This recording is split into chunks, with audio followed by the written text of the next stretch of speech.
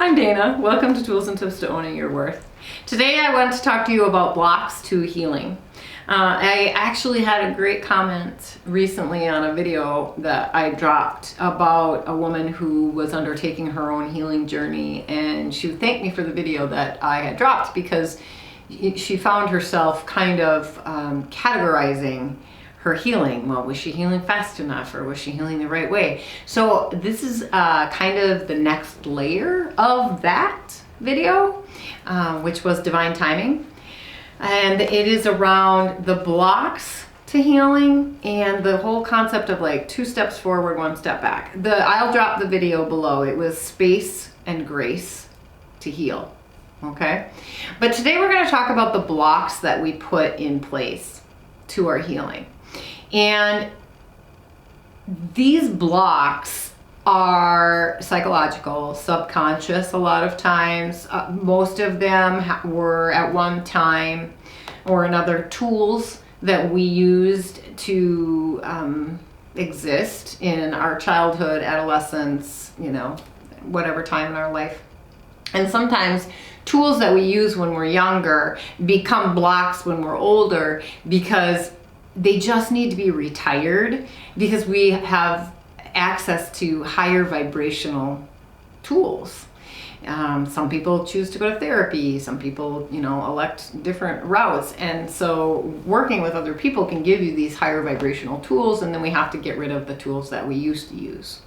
One that I'd like, for example, is a block to healing is when you are faced with some shadow work of your own and it's deep.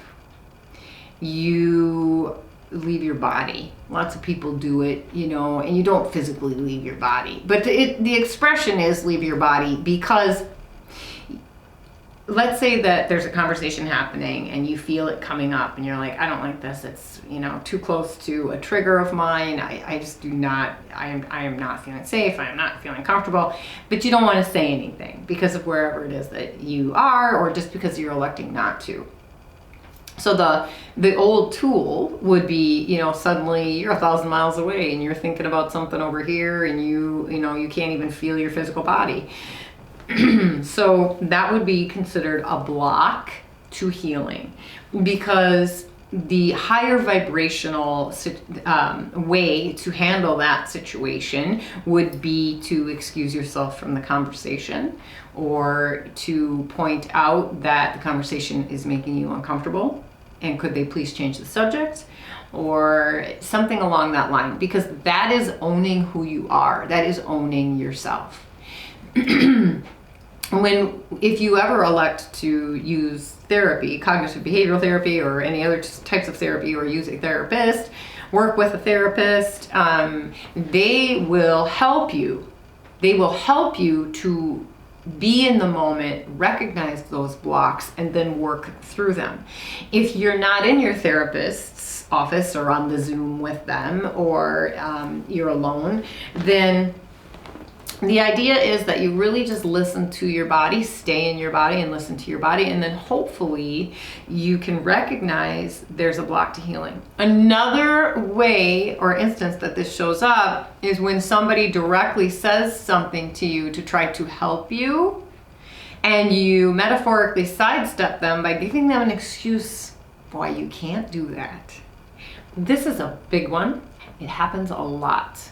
If somebody that you love, care about, and trust, or a professional that you have a working, trusting relationship with, points out, I feel like this is something that would help you, please consider trying to do that, and you can't even stay anywhere near that suggestion, and you're suddenly like giving 1,000 excuses, or you totally change the subject, or you suddenly turn the attention back to them.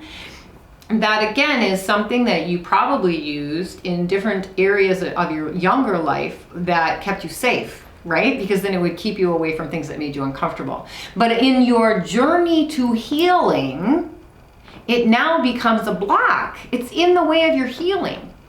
If you trust this person and they're pointing this out and they're willing to help you or work with you, then there's really no reason to not move.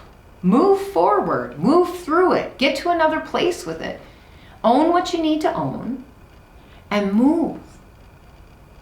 So those are two examples of blocks to healing. A third one is the shoulding, our shoulding. I'll link right when I started this whole endeavor, YouTube endeavor, I did an episode on shoulding. And we talked mostly about other people shoulding us. But this would involve shoulding yourself. Shoulding, S-H-O-U-L-D-I-N-G, in case I am not enunciating correctly, is a huge block to our healing. We don't just heal, master something, tackle the next thing, heal. No. Go back to the grace and space video. Like, you spend some time there and then you let it go and you just let it percolate a little bit. If you're spending those moments of percolation shoulding yourself, well, I should have done this and I should have thought that, and I really shouldn't do that anymore. Ugh. Huge block. Why do you do it? To feel safe, to feel in control. But it's really just an unhealthy habit that I'm going to encourage you to try to throw away. Put that tool on a shelf far away and let it collect dust. Those three are the top ones that I work on. Those three are the top ones that I see most often in my office. And so I thought that it would be a great topic for all of you to kind of think about. Please add comments below if you think of more blocks to healing, or if you want me to do another video kind of in this arena. I would love it. If you're new to the channel, welcome. We appreciate you so much. And if you like what you're hearing, please consider subscribing. To all my subscribers, thank you. You are the absolute best. I appreciate each and every one of you. Until next time, namaste.